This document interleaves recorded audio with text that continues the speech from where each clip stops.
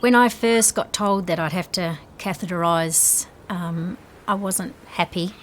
And all I could think of is, how am I ever going to travel? How am I going to go out? So regimented, with 4-hourly times.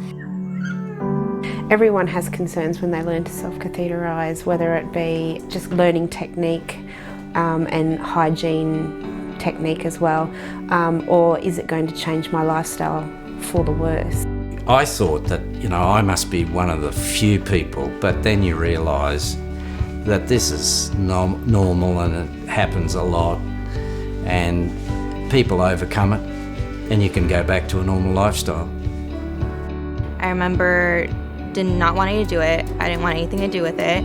I thought that going home, everything was going to go back to normal, and that's all I wanted, to go back to my normal. So that was a challenge for me even when I got home.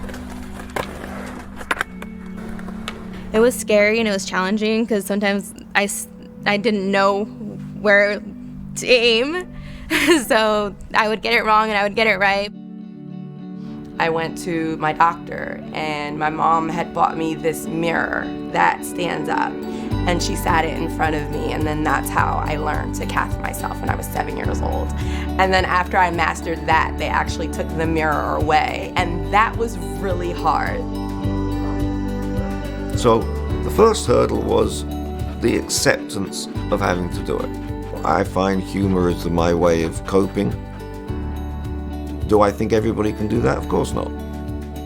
But you just have to get over the mental embarrassment blockage that we have as human beings of not wanting to discuss or not wanting to mention what we classify and think of as private moments in the bathroom. Travel is a little bit more challenging. I have to make sure that I had everything with me and have a good stock. I first off have to make a checklist. So I make a checklist of okay, how many days am I going? I'm okay, how many catheters am I gonna need for the whole trip? I think the future looks pretty bright. I've accepted what I have to do now.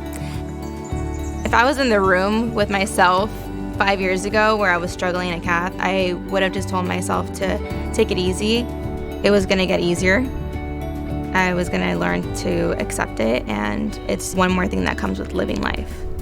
And I never wanted to talk about it, but it's a part of my everyday life. Who cares what anyone else thinks?